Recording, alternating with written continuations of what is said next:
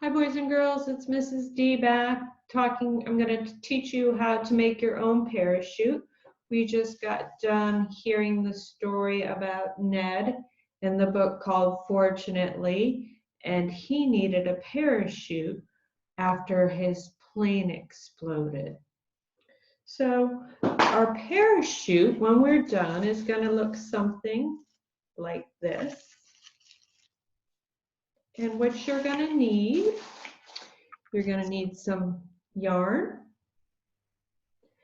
and you're going to need a trash bag and a cup. I'm going to try this paper cup. You can use a paper cup, or in the one I already made, I used a plastic cup. Scissors and a tape measure. So the first thing you want to do is you want to take your cup. Oh yes, and you will need a hole punch because we are going to punch holes, 4 holes. It's hard to see with the glare on, right under the rim of this cup. And we want to space them out evenly.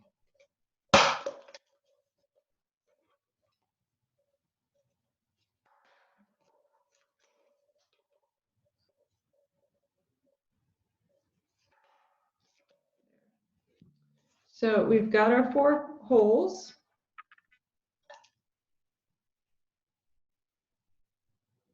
And the next thing you want to do is take your garbage bag. And you're going to want to mark off, I've already cut out of this one, a 14-inch square. That's why you'll need your tape measure and your scissors. So a 14-inch square. And when you're done, it'll look something like this. And you have 2 of them. Next, you're going to take your string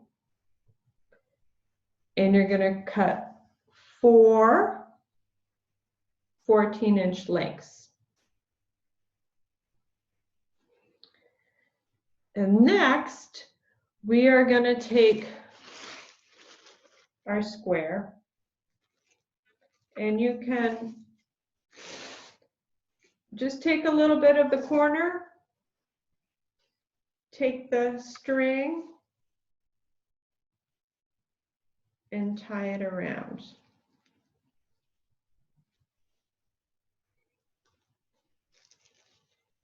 And then tie it in a knot.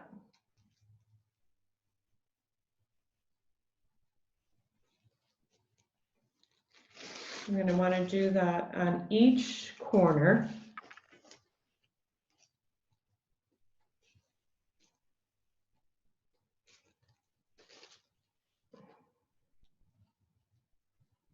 I'm just going to do 2 so you don't have to sit and watch me do all 4. So once you have all your strings attached to all 4 corners, the next thing you want to do is attach it to your cup. And so you simply take the string, put it in the hole,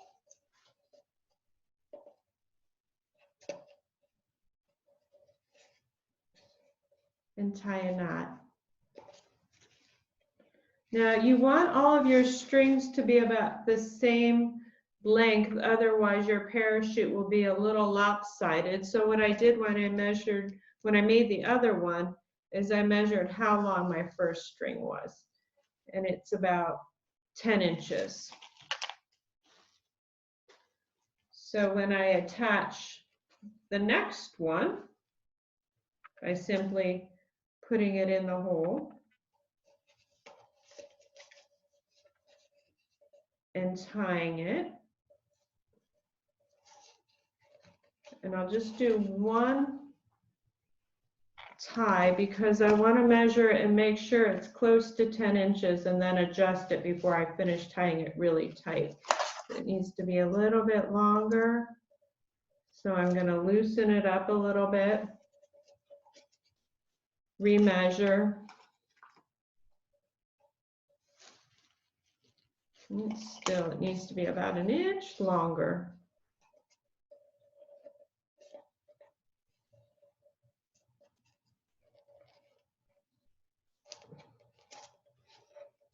And this one's 10 inches.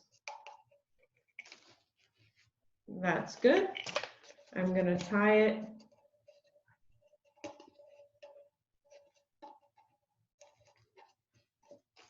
And then you would attach the other two so that when you're done, you get a parachute that looks like this. Now you'll notice on my plastic cup, I have this white. When I hole punched it, the plastic cracked a little bit. So I put some tape and then repunched the hole so that the yarn wouldn't slip through the cracks.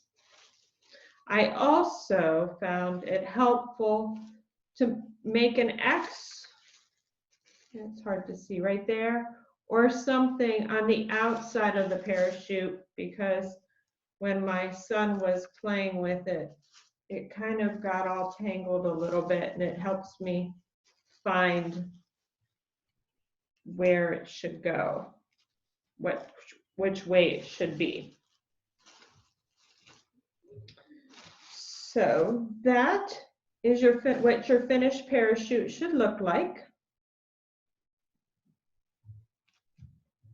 And the fun part is dropping it. If you have a play set or a deck, take it outside and drop it and see how it works.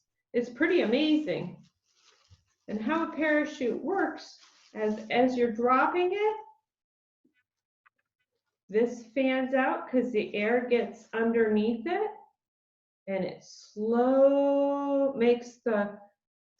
down the falling until it hits the ground. So the air resistance from underneath the parachute makes the object, which in this case is the cup, fall much more slowly. You want to see what would happen to the cup if you didn't have the parachute on it? Try crumpling it up, putting the parachute inside and dropping it, and see what happens then. That's can be part of the experiment. You could also experiment with